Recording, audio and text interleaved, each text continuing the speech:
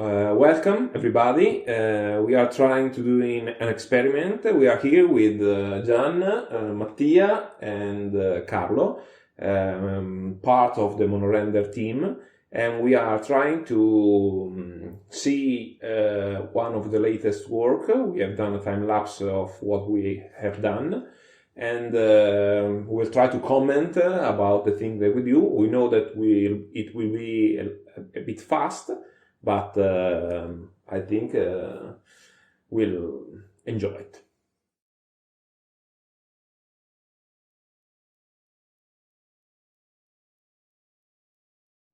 Okay, here we have the first part where I browse the web in order to search for some reference. My initial idea was about creating a scene where there was a chair and a monk that has just left that chair. Okay, so I started by looking some monk, some chairs, and then I asked myself, where is this chair? In a cloister, clearly. So I looked about some cloister here around the world. Initially I had no idea about what kind of structure I was going to build. So you can see me here picking some part of the image because this is an initial part of the job. You can notice that I don't even save the image. I just take screenshots with another tool that send directly the picture into my reference folder. Okay, but what was the idea? I mean, you started from an historical point of view. I mean, you're trying to do something about monks, or is just the environment here? Yes, it was more about the environment. I thought about I had this vision that was about a chair left by a monk. This was the seed of everything, and then I looked freely about everything that came in mind, knowing that browsing the web it's always a source of inspiration about in these days that we cannot travel a lot, because I usually travel a lot. Okay, then the first part is finished, and because I knew that my scene was going to be probably released for everyone, so I looked for some CC0 textures that I could ship with my model and everything, so everyone can use them. And also it's useful in order to because the deadline was very strict.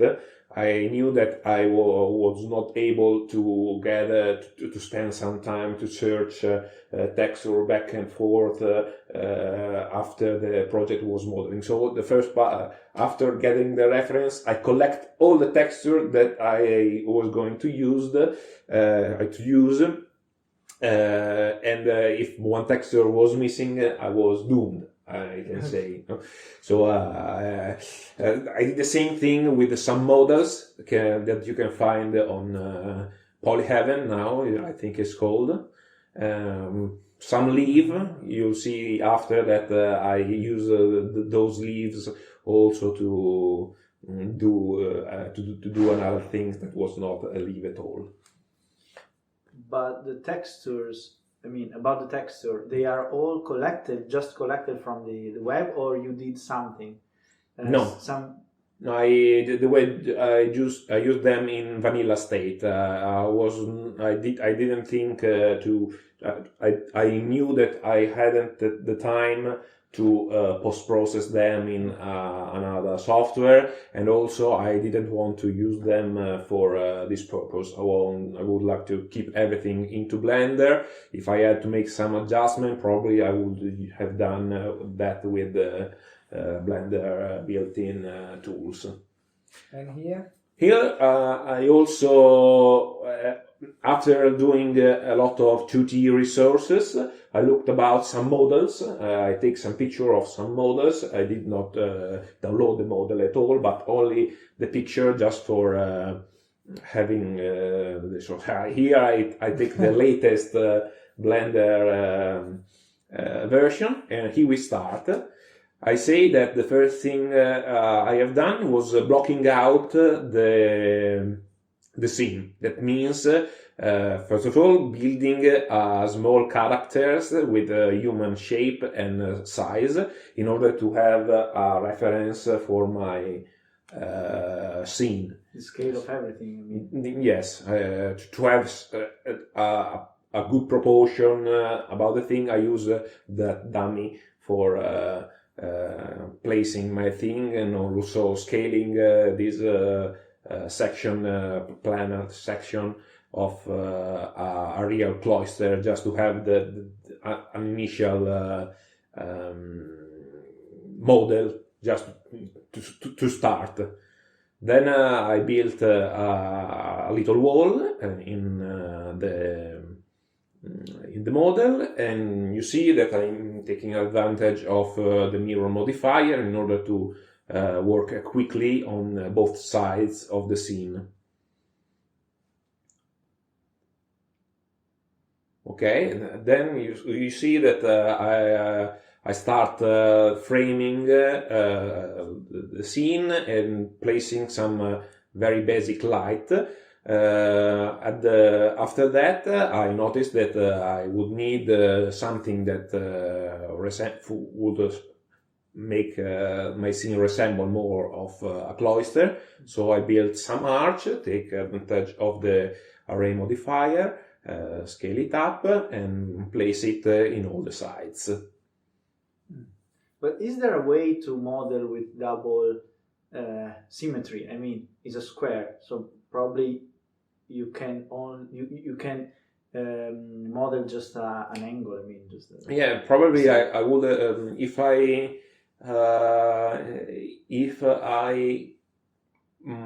use the problem is that mirror modifier mirror one axis or the other axis, but if you have only the porch on one axis, you don't obtain that in the sides.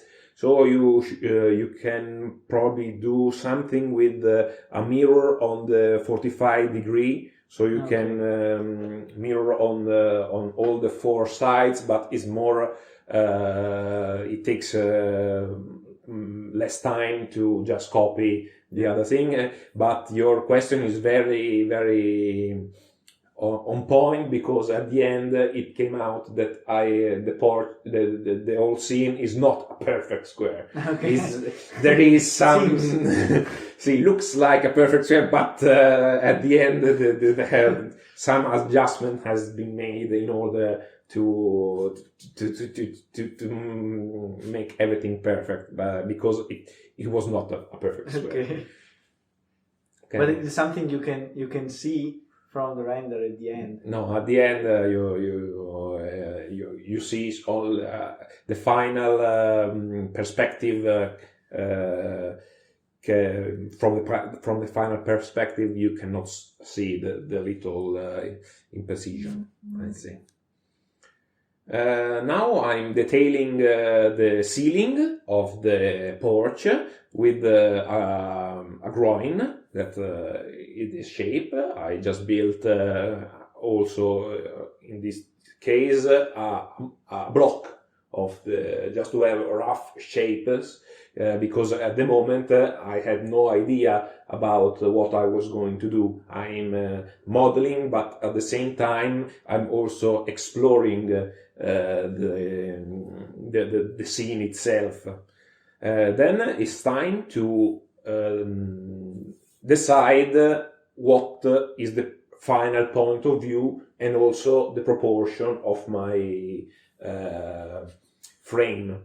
because you can see that I was trying to, initially I wanted to have a perspective with the chair in the foreground that was the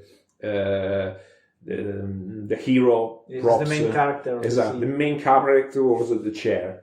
This was my initial thought. Then I preferred a more frame composition with one point perspective. So it's and I start changing the proportion of the port. You can see that I lowered the ceiling. I added some objects in the background just to make a little less boring that wall. And but this is already the final view. Yes, I think at this point I was a little bit. I was happy with this kind of frame proportion between the foreground and the background. And so at that point, I decided to make that fix and start working on other parts. Obviously, some little adjustment has been made, but the main idea was decided. As you can see, there is a problem with this frame, and that is that you have not objects or not point of interest near the camera. You have lots of floor that you can see in the lower part of the image. So you have the grass. At the points, yes, I was just making some shader in order to have to start looking about the colors, see what is dark, what is light, what is rough, what is shiny. So I just used. We have a simple setup already ready in our default files, and we just plug in the textures that I collect before, and I can easily see the result. What is the red?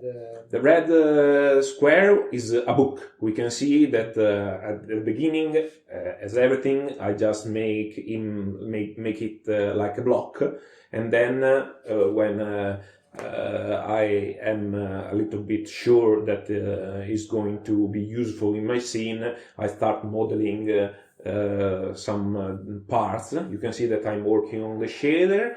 For the pages, I didn't collect any texture, so I built them with the shader nodes. I'm using a brick texture with a lower Z and higher and very wide blocks, so you can see the seams between one blocks and the other. I'm using an object randomizer node in order to have a different color for each instance of the same mesh, and that's done.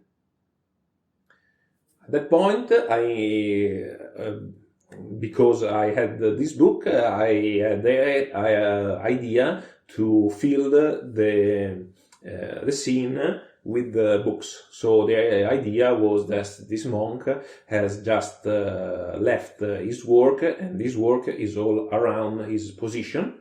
So I sculpt a little mesh. I'm using a hair particle system, and I'm spreading the books here. This will obviously, for the final shot, I will work on it one by hand, but just to have a rough idea of what will the scene look like after a lot of work, I'm using this mesh in order to sculpt the shape of the books in a very fast way. And the orientation of the books are completely random, Yes, or yes. they can be managed in some way. I have. You can decide an angle of rotation between between which orientation the book will be, but you cannot decide yet. Probably with the geometry node, that is a thing that will come soon in Blender, you will have more control. This is the old way. Now I'm working on the hero prop, or that is the chair. I mean, so you can see that I have activated the length, so I'm modeling with the right measures at the time. And this chair is my own design, so it's probably not very comfortable to sit on, but I had an idea of making a stringy chair with laces that you can sit on, and these laces were wear down. You have probably seen a chair at the beginning that had some Yes. this, but after some thought, I probably forgot that idea, and I automatically built a wooden chair. So, don't you have make a sketch?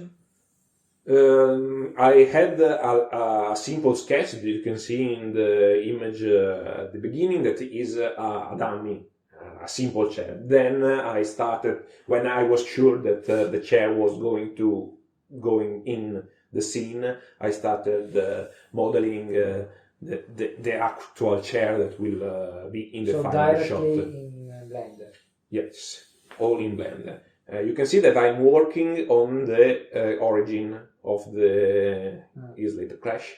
I'm working on the origin, and then because I knew that this chair would probably come handy also, not only in the center of the frame, but maybe I would like to spare some chair around. So I built that chair right in the middle of the scene, because when I make a collection, then the distance have the origin in the right point. You can see there around it. This chair will not actually be used in the final shot, but it will be used a collection that is built upon this chair. Something that I do to keep things tidy. You can see, for example, that all these pieces of the chair will go into a separate collection in the outliner. And when I place the other chair, it's an instance of this chair. Do you have unwrap all the parts of the chair? Yes, I did, but it was pretty quick, because they are all more or less sticks, rectangles. So I hide just one seam behind the camera point of view, and you cannot see at all.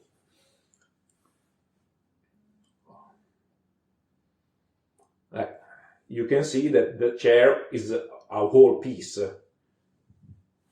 Is not separated. It's a collection instance. Here I'm working on the wall. Initially I was using a texture with some plaster and bricks, but at the end I was not satisfied with the result, so I thought to build my own bricks to achieve a greater realism.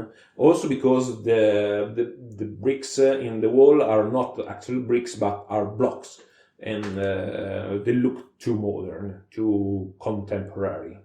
Here you can see that I placed I was duplicating instance of the chair, like I said before.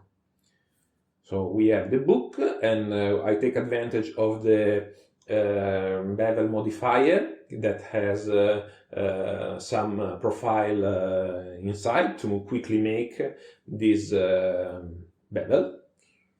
And this will be a terracotta piece that go upon the wall in order to protect it from water. You can see that I came in place, I control the proportion, and I see how much the buffering. Now that the scene is more or less defined in its core concept, I start working on the actual, all the assets that I will spare around, all the objects that will the scene will need. So we can see that I work upon one brick. I'm playing with some sculpting. See that I make the edges more smooth. With Dynatop or No, I started to use the multi-resolution? not yet, the remesh. The remesh from Paolo De Barro that for this kind of mesh that are not very complex work very nicely. You can see that I started to unwrapping upon a brick texture, but there was not enough resolution, so I picked a rock texture, and I colored that with some red, some orange, in order to make it look more like a brick, an old brick.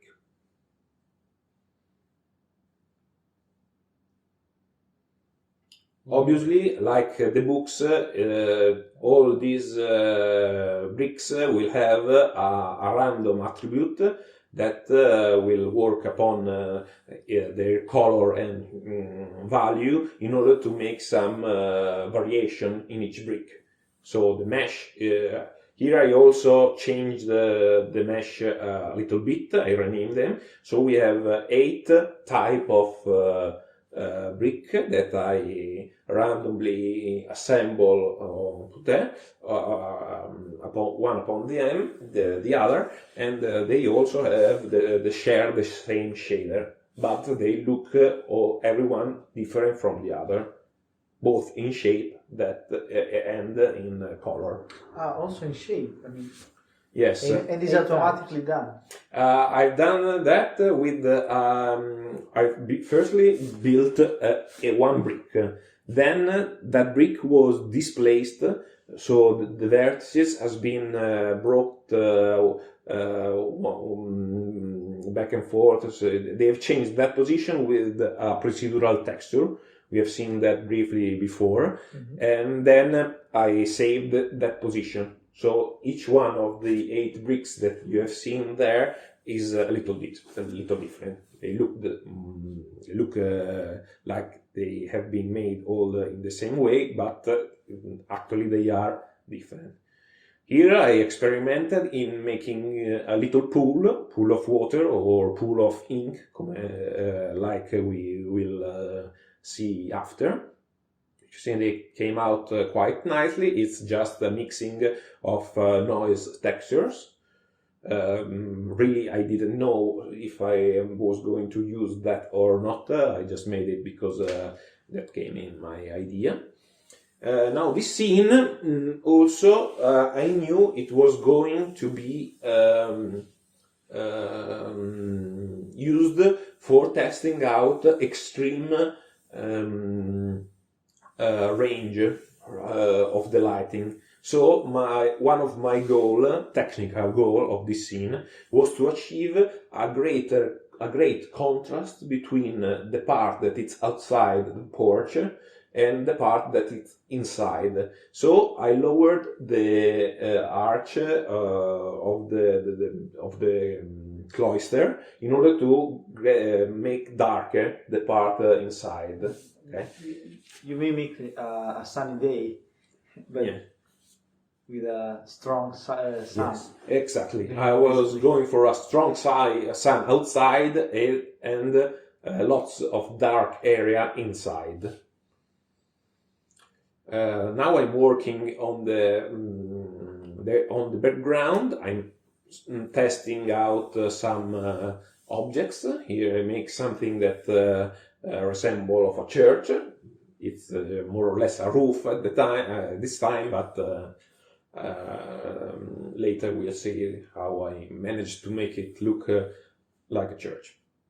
Now it's time to take all the things that are blocks, so rough shapes, and to make it look real. So I took a reference of something that I would like to imitate, and on my blocks shape I start modeling something with the detail needed. So we probably see here we had a little bit of crashes, so I switched back to Blender 2.91 in order to achieve the greatest stability. Then I will come back to 2.92. So it's always, you always model the things and then remodel again. Yes. Like having a first idea and then... Yes. That's the secret. I think it's not a secret, but it's a useful workflow in order to have something that you can change quickly, but look like more or less the final result. Then, when you are sure that you are going to use that, you can start detailing at the level you need. Actually, it's really cool because it seems, all the scene seems alive because you change stuff and then you go back and you go again to the point you were before. You change everything. Yes. And depends on, probably, I don't know, the point of view. They think everything evolves. Yes, it's a process. It's something that I was not instructed to make. I was deciding while I was making it. Here I used some sculpting tools. Maybe we can see to work on the capital.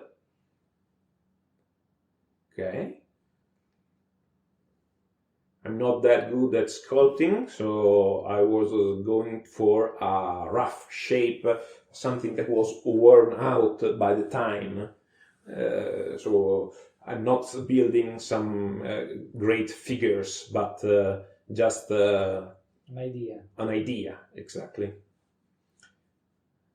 Once I was satisfied, because I knew it was going to be repeated a lot of time, I decimated the polygons in order to have something more lighter to use across the scene.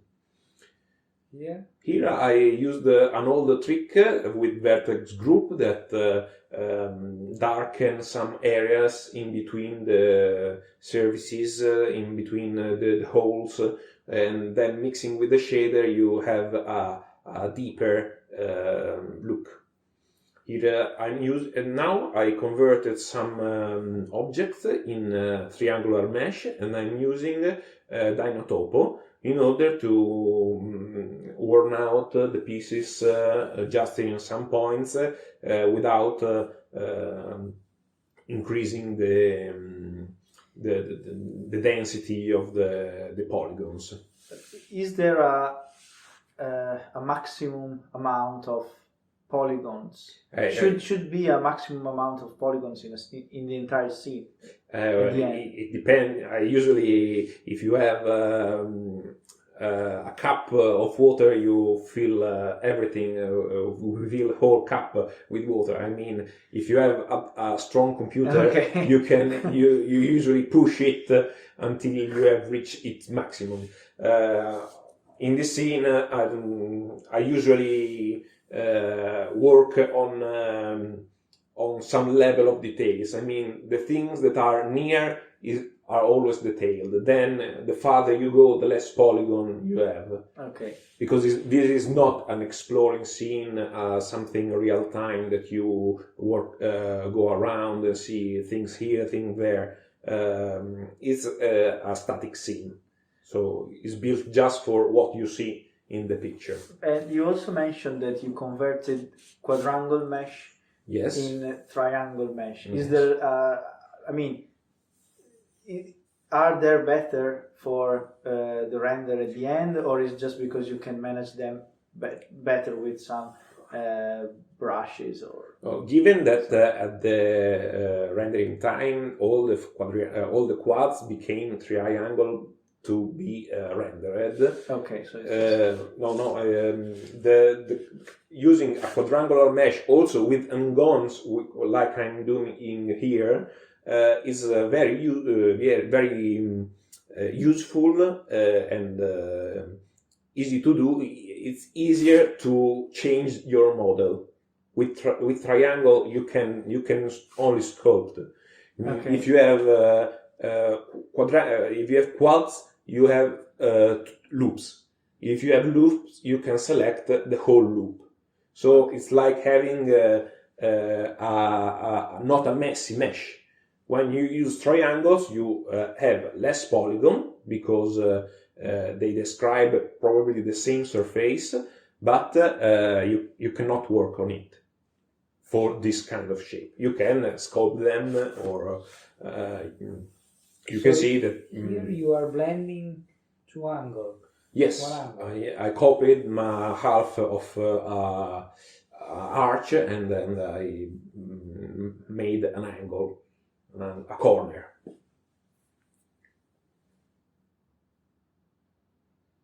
You can see that my dummies are still in the scene because I need them in order to have a quick reference in order to build things that have the right proportion without worrying about their measures, because I only work on proportions.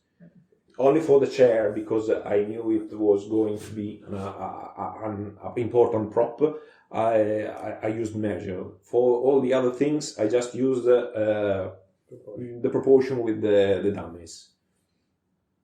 Is metal necklace, I would say, a bracelet for the column, some metal strings that are useful to achieve structural integrity. Then I choose to darken my interior scene more dark, so I added some columns and secondary arch between the main arch. You can see that I reused the objects from the main column pillar, and I reshaped them, changing their proportion, because it's not just a matter of scaling one column. You have to achieve the right proportion for the purpose.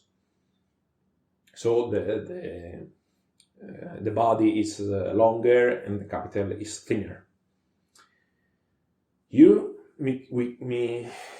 Okay.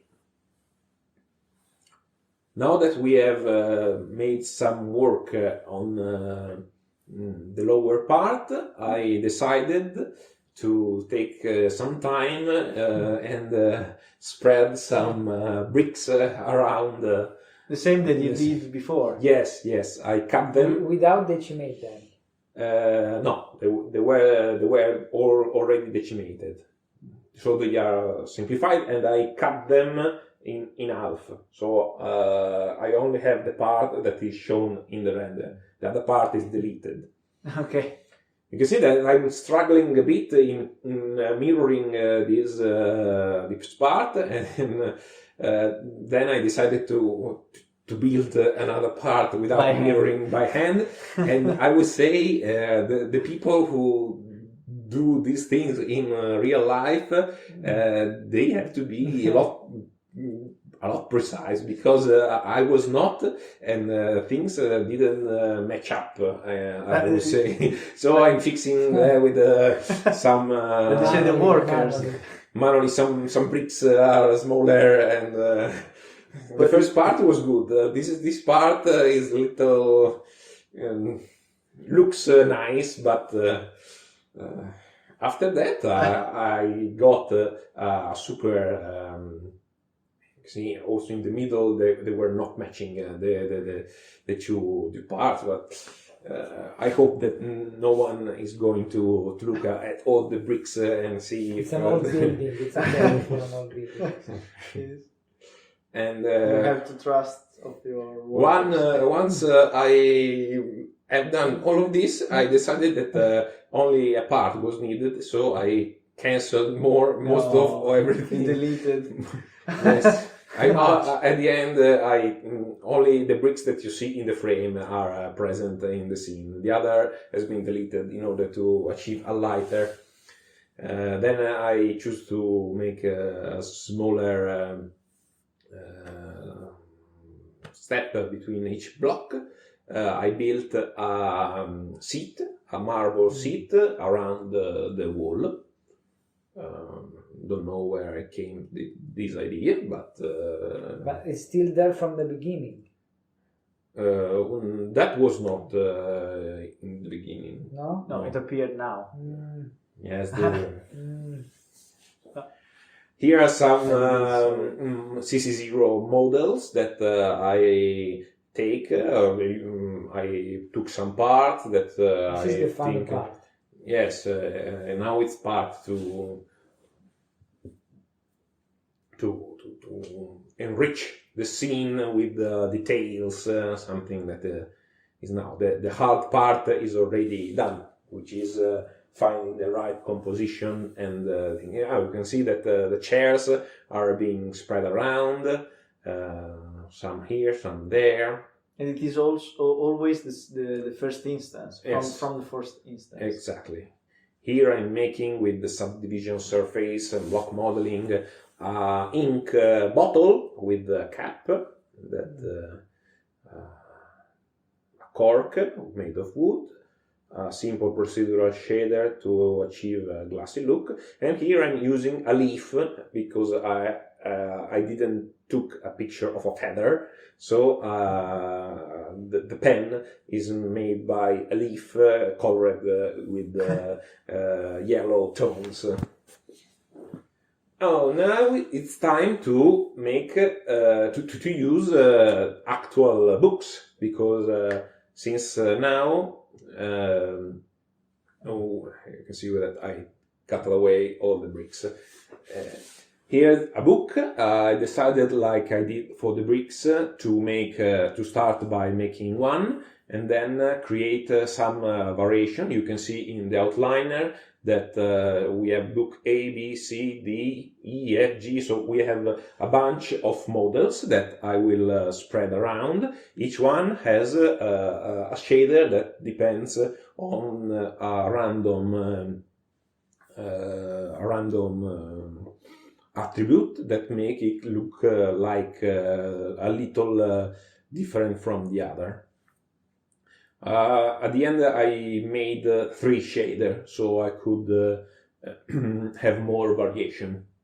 So you can see that I'm picking some part of a book photo, using that for the thinner part of the book. Remember that the pages were all with the procedural texture. I made an open book just for another variation and filled with the texture.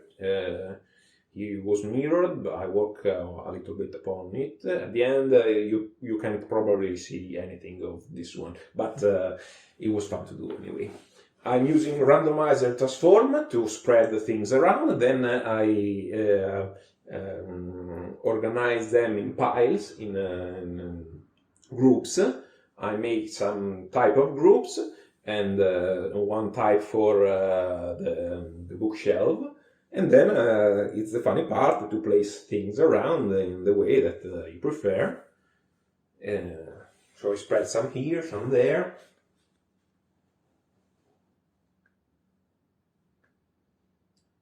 The big books that you see are not seen in the scene, are just for shading purpose. I don't want to have a hole and you can see the light passing through a group of bricks. I could have made it with a cube, but I had the books already selected, so I just scaled them up. Okay, here I'm working on the other book. Now the foreground, the part inside the cloister is made. It's already made. So we'll work on what is outside. And the light is not already set. No, yes. more or less is set. I mean, I can probably see any shadows at the moment. What's happening here? The pages were not visible enough. But is it a sunlight? Yes, Like- it's just a sunlight Yeah. with the new Nishita sky, which I found it very useful and very clever. I keep with cycle light number at minimum because they look nice already. They bounce around. You don't have to do much any trick. There is I mean- there is nothing artificial. I mean, No, it's- we have this sky dome, which is colored with blue, and we have a sunlight that is placed already in a shader procedurally, and you can control the strength of the sun, the size of the sun. So you have Position also. the position. You can have the orientation. You can have a strong, harsh shadow, or you can have soft shadow. Here I'm making some water pipe and some tubes to collect water on the roof. At the end, this was they were too much contemporary as a thing, so I decided to keep them, but they are a little bit hidden. I started the to scene. think that it was the place where Pythagoras did his theorems, you know, You see? with the books and like his office. Yeah, The days we are inside the houses, yes, looking into a PC, and there it was like. Yes, the scene is not exactly defined because you have a workplace for a monk. You have all these books in this order, but you don't know if there has been an earthquake. They are just there. They are moving out. So this ambiguity is nice, I think, in this scene because it makes you wonder why things are there. And I have my personal opinion, but We want to know your- You have to feel the artist never reveal the true essence of its art. Okay, you can see a nice thing that for the windows I didn't make a hole in the wall Why? because I knew that the inside of the church was darker than the world outside. So you'll probably not see anything in there. And making a hole is always something that takes time, and you have to make a proper topology. So I think that I choose to just make a mirror with the darker tones. Here I don't know what happening. Okay. Now I'll go. But you use Windows. You use Windows for. What material do you use for Windows? It's just a glossy shader with. But it look like very blue. It's just reflecting the world outside. Also, if you have seen, I've collected, I've gathered a cloudy texture and placed that in order to make the window reflect that cloud, because Nishita sky doesn't have any cloud. You have only the a perfect day. Exactly. It's a blue sky. So in order to have clouds there, I put behind the camera a cloud image in a plane. Yes. It's just an old trick. Then I started to work on the secondary main object. That the scene is built that you have a foreground with a scene, and then you have another scene behind the light wall. So I took some reference of an architectural well, and with mirror modifier activated, I started building the main part. And then I just used the bevel modifier with the profiles, the cornice profile, that are very handy for making this kind of things. Also because I'm doing something in a quick way. So from outside, you just see something that resembles. You don't have to build a perfect reproduction of what will be the actual mold. You can see that I'm reusing the capitals from the porch. I'm building walls and adjusting proportions.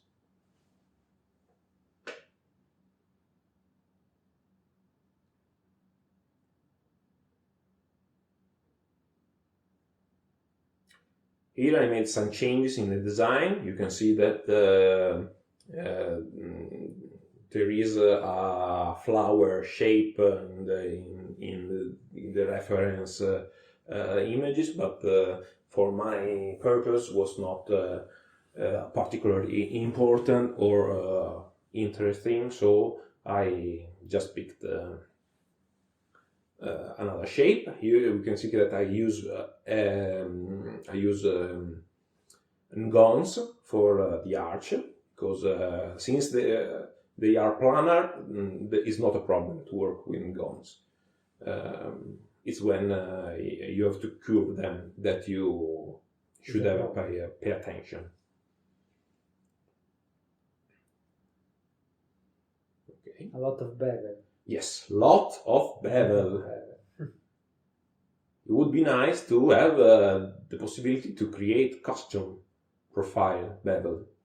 I don't know if at the moment it's possible to add your own bevel profile. I have to look at that. Okay. Shading part is very easy because I just recycle other material that I have done in other part. Maybe I change the scale. Also, at this distance, it's not very important because you cannot recognize scene. So I just made a new VTech. I just UV unwrap them with the cube map. So it's just projecting on the face of the cube with the same proportion. It's not ideal if you see the object from near, if the object is near, but if it's far away, you cannot tell the difference. Here you can see that I'm working on the sun, because now as I'm working on the foreground of the background, I can see the shadow of the sun, so I adjusted them. I made a quick grass particle system with just 3 blades type, 3 or 4 blades type with random material. You can see them, and place them just in the part of the scene that will be visible from the camera. It came out not very great, but for this purpose I think it's fine. It's fine. Yes, it's something you don't pay attention on. Yes, I it's mean, very small. small If it's in the small, concept. I work small, I think. Yeah. It's always the proportion.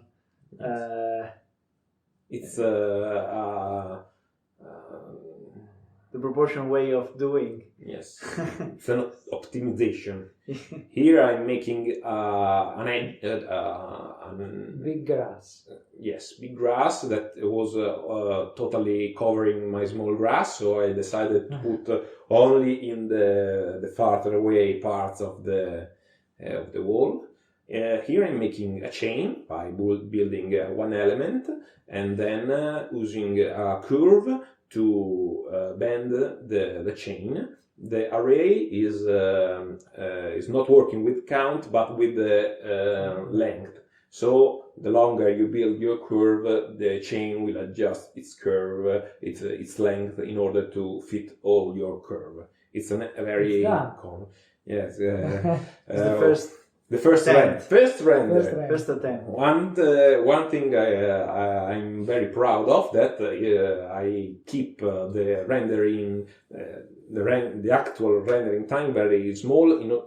It's not small in itself, but I render not many times the whole scene. I prefer to render them one and then make all the changes that I need, and then render a second time, because rendering is always a time-consuming task. You can see that probably in the clock in the lower left has bumped a lot, I would say, during that rendering phase.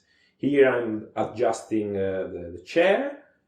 Okay, a little bit of crash, always needed. Okay, you can see that we are didn't jump. Oh, because here I forgot to render to record while it was rendering. Okay. Okay, it crashed my. Here I'm using the compositor with the new exposure node in order to separate the background from the foreground. So this is a post-processing phase. Yes, it's a post-processing that it is taking at. It's using the high dynamic range of the image. You can see that I in the same image I have the foreground correctly exposed and the background also correctly exposed. I just have to mix them wisely. But is automatically done by Blender, or there are some option you have to set up in the scene to have this high dynamic? No, it's already in Blender. It's already in Blender since we are using filmic shading, filmic color management. That is something that is not clipped, is managing better high values and low values. Before you had always a clipping of the whites, but in this it is using another map to change what is in front and what is missed. Yes, I'm using the mist pass in order to separate what's in front and what's behind. Then, like photographers